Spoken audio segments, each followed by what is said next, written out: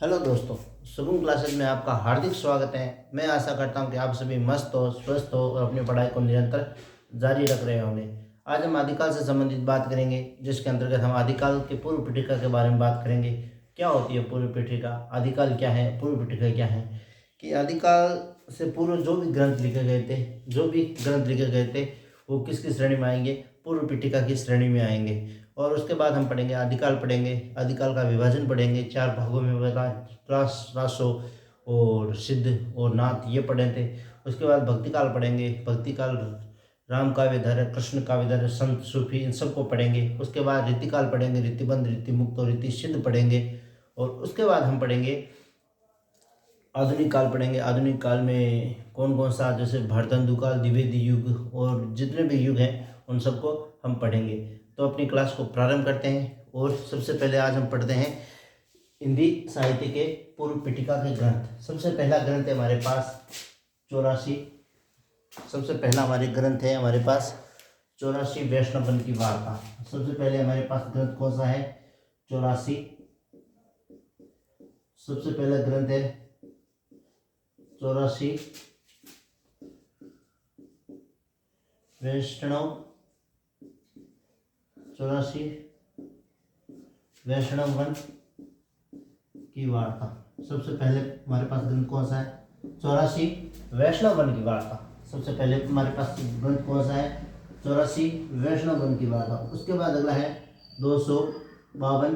अगला ग्रंथ है 252 वैष्णव वन की वार्ता।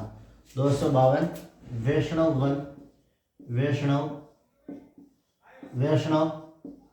वन की वार्ता। 252 वैष्णव वन की वार्ता किसकी है उसके बारे में।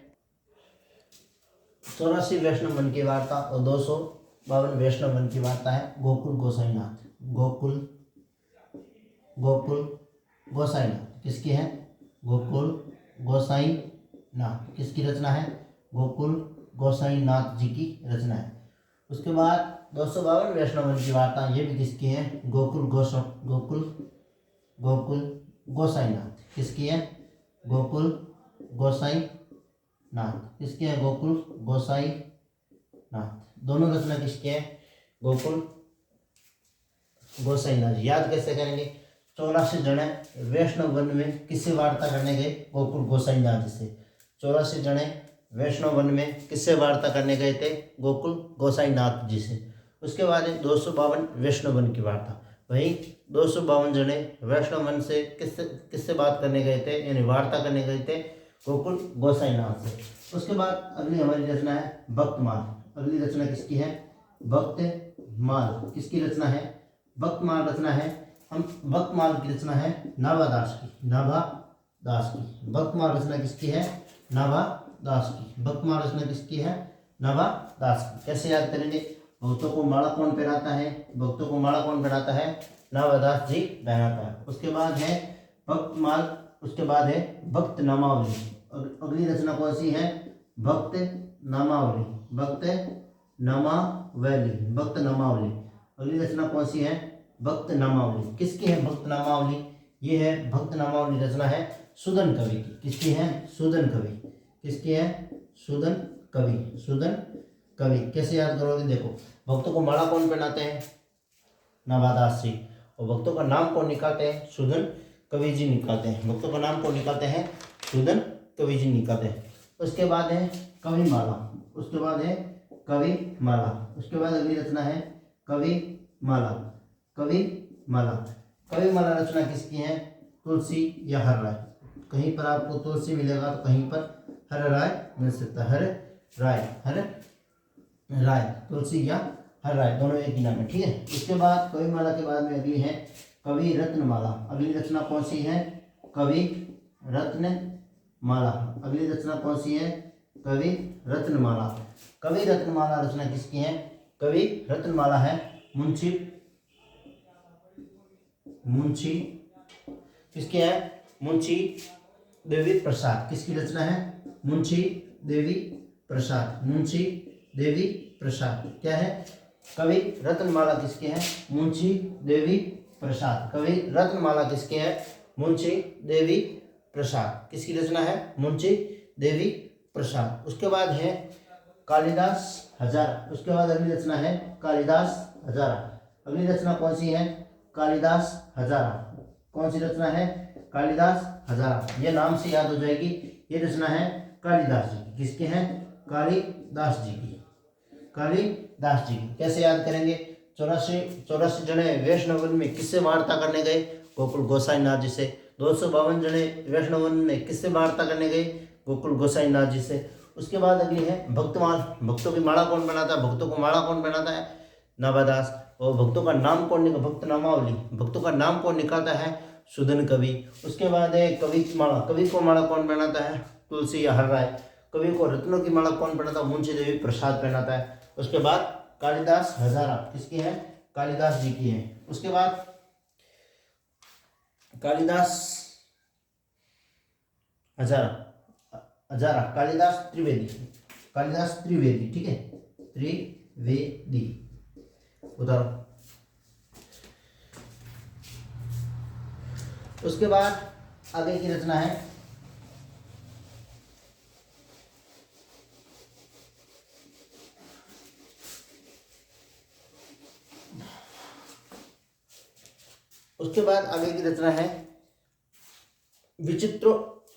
मूल गोसाई चरित। अगली रचना कौन सी है? मूल गोसाई चरित। मूल गोसाई चरित किसकी है? बेणी माधव की। किसकी है? कहीं पर बेणी लिखा होता है, कहीं पर बेणी माधव लिखा होता है। बेणी माधव। कैसे याद है? मूल गोसाई चरित, यानी गोसाई जी का मूल चरित्र किसको पता है? बेनी माधव जी को क्या है? गोसाई जी का मूल चरित्र पता है। उसके बाद है विचित्रोपदेश। अगली रचना है विचित्रोपदेश। अगली रचना कौन सी है? विचित्रोपदेश। किसके है विचित्रोपदेश? मतलब विचित्रोपदेश कौन देता है? कंकन छेदी देता है। या कैसे याद करोगे? कंकन छेदी। कैसे याद करोगे? कंकन छेदी तिवारी। या तिवारी। कहीं पर तिवारी लिखा होता है, कहीं पर तिवारी लिखा होता है। देखो विचित्र उपदेश कौन देगा? कंकन छेदी देगा। कंकन नाम ही देखो विचित्र है। कंकन नाम कोई होता नहीं होता, नाम विचित्र है। विचित्र उपदेश कौन देगा? कंकन छेदी। उसके बाद है वल्लभ दिग्विजय। अगली कौन सी है? वल्लभ दिग्विजय। अब वल्लभ दिग्विजय की याद करोगे? वल्लभ दिग्विजय यदुनाथ की। किसकी है? यदुनाथ। किसकी है? यदुनाथ जी की। कैसे याद करेंगे?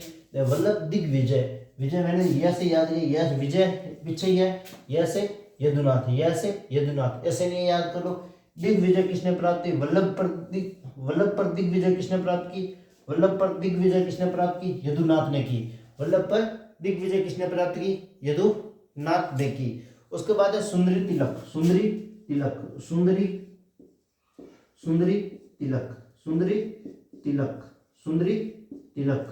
तिलक है हरिश्चंद्र। हरिश्चंद्र किसका है? सुंदरी तिलक है हरिश्चंद्र। कैसे याद करोगे? सुंदरी ने तिलक किया किसके? हरिश्चंद्र के तिलक किसने किया? सुंदरी ने किया। या सुंदरी के तिलक किसने किया? हरिश्चंद्र ने किया। सुंदरी के तिलक किसने किया? हरिश्चंद्र जी ने किया। उसके बाद है कवि रत्नाकर।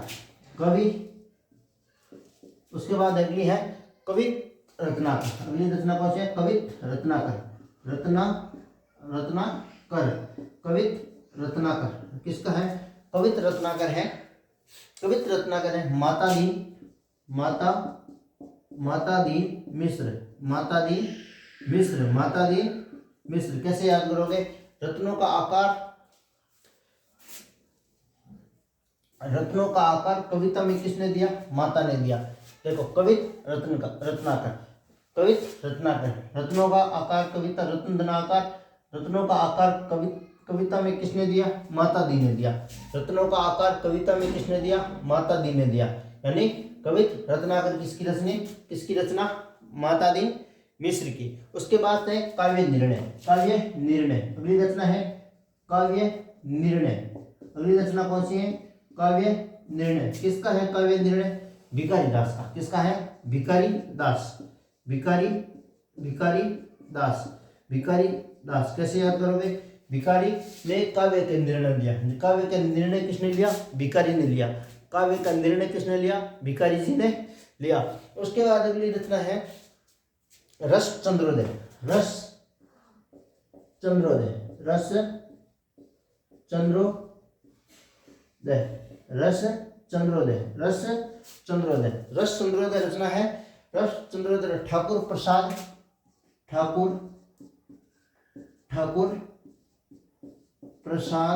सिंह। ठाकुर प्रसाद सिंह नहीं, ठाकुर प्रसाद त्रिपाठी। अब कैसे होगा देखो, चंद्रोदय, चंद्र का उदय हुआ, चंद्र का उदय हुआ तो रस निकला। चंद्रोदय, चंद्र का उदय हुआ तो ठाकुर ने, देखो चंद्र का उदय हुआ, चंद्रोदय याद है, रस चंद्रोदय, ठीक है। रस चंद्रोदय, चंद्र का उदय हुआ तो ठाकुर ने क्या बांटी? प्रसाद बांटी। रस चंद्रोदय, चंद्र का उदय हुआ तो ठाकुर ने क्या बांटी? प्रसाद बांटी। ठाकुर प्रसाद त्रिपाठी। मूल गोसाई चरित्र बेनी माधव। विचित्र उपदेश नाम किसका? विचित्र। कंकन छेदी। उसके बाद वल्लभ दिग्विजय विजय से यदुनाथ सिंह। सुंदरी तिलक, सुंदरी के तिलक कौन करता है? हरिश्चंद्र जी करते हैं। कवित्र रत्नाकर, कवित्र रत्नाकर। रत्न का आकार कविता में कौन देता है? माता दीन मिश्र देता है। उसके बाद काव्य का निर्णय कौन लेता है? भिखारी दास देता है। उसके बाद रस चंद्रोदय, चंद्र उदय होता है तो क्या करता है? ठाकुर क्या करता है? प्रसाद बांटता है। उसके बाद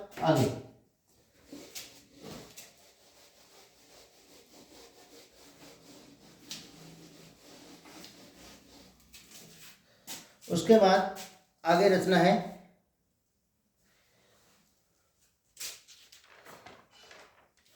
selection from Hindi literature. Selection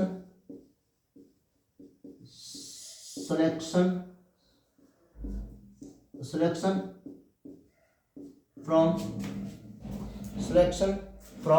Hindi literature. Selection from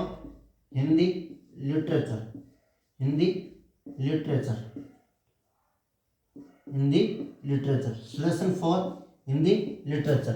selection for Hindi literature. Lala Sitaram ji का कैसे याद करेंगे? लाला सीताराम कैसे याद करेंगे? देखो, लाला सीताराम का किस में हो जाता सिलेक्शन? हिंदी लिटरेचर में किसका हो जाता सिलेक्शन? हिंदी लिटरेचर में सिलेक्शन किसका हो जाता है? लाला सीताराम जी का क्या हो जाता है? हिंदी साहित्य में या हिंदी साहित्य या हिंदी लिटरेचर में क्या हो जाता है? उनका सिलेक्शन हो जाता है। उसके बाद अगली रचना है Kabir and Kabirpanth. Kabir and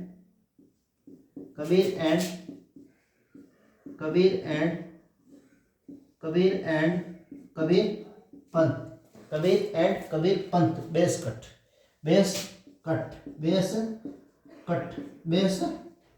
cut मतलब दोनों कबीरों में क्या हो रहा है? इस कबीर के पंथ में क्या हो रहा है? बेस हो रहा है। इस कबीर और इस कबीर के पंथ में क्या हो रहा है? बेस हो रहा है। कबीर एंड कबीर दोनों कबीर के पंथ में क्या हो रहा है? बेस हो रहा है, तो बेस कट। उसके बाद अगली है Gorakhnath and the Kanpatta yogis. अगली है गोरखनाथ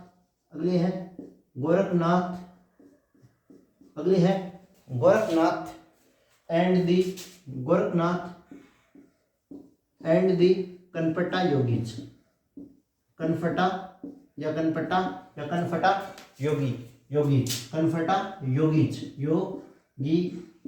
योगीज किसका है? कनफटा किसका? ब्रिग्स क्या है? ब्रिग्स। आप इसको ब्रिग्स नहीं या ब्रिज बोलोगे। ब्रिग्स यानी ब्रिग्स नहीं बोलोगे, क्या करोगे? ब्रिज क्या हो गया? फट गया। ब्रिज क्या हो गया? गोरखनाथ जी क्या करें? ब्रिज पर चले तो ब्रिज क्या हो गया? फट गया। गोरखनाथ एंड द कनफटा योगीज यानी ब्रिज या ब्रिग्स की जगह ब्रिज बोलोगे। क्यों? क्योंकि गोरखनाथ जी ब्रिज पर चढ़े तो ब्रिज क्या हो गया? फट गया। ठीक है। उसके बाद है अलंकार रत्नाकर।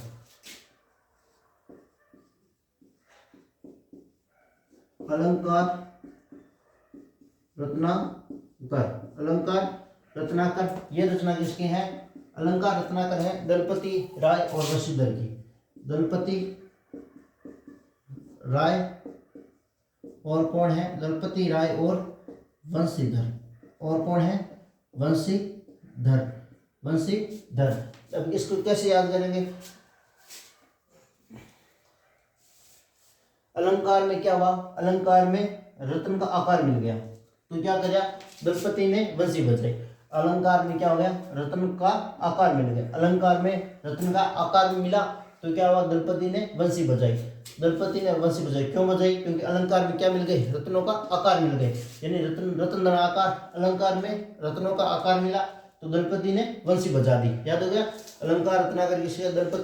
दलपति की और वंशीधर जी की है। उसके बाद है सत कवि गिरा।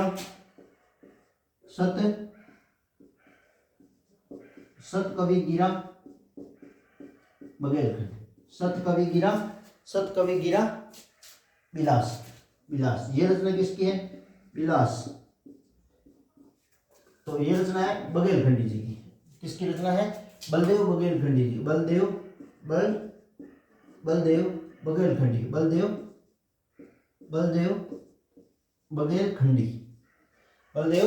बघेलखंडी। कैसे याद करेंगे इसको देखते हैं। बघेलखंडी कैसे याद है? सत कवि गिरा, किस पर गिरा? बिल में गिरा। सत कवि गिरा, किस में गिरा?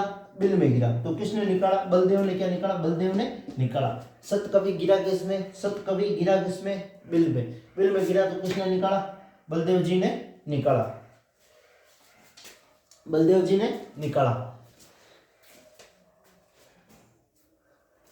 Selection form Hindi literature, Lala Sitaram and Kabir Panth में क्या हुआ? बेस हुई तो बेस कट। गोरखनाथ एंड कनफटा योगीज, ब्रिज की जगह आप क्या हुआ? ब्रिज बोलोगे, क्यों? गोरखनाथ जी ब्रिज पर चढ़े तो क्या हुआ? फट गया, यानी कनफटा योगीज। अलंकार रत्नाकर, अलंकार में रत्नों का आकार मिला तो क्या करा? दलपति ने वंशी बजाई तो दलपति राय और वंशीधर। सत कवि गिरा, किस पे गिरा? बिल में गिरा तो निकाला किसने? बलदेव बघेलखंडी ने निकाला। ये थी हिंदी साहित्य के पूर्व पीठिका के ग्रंथ। उसके बाद कल हम हिंदी साहित्य के कुछ ग्रंथ पढ़ेंगे जो परीक्षा की दृष्टि से बहुत महत्वपूर्ण ग्रंथ माने जाते हैं, और उसके बाद हम आदिकाल की बात करेंगे। तो आज के लिए इतना ही, मिलते हैं आगे की क्लास में। तब तक के लिए जय जवान जय किसान, वंदे मातरम।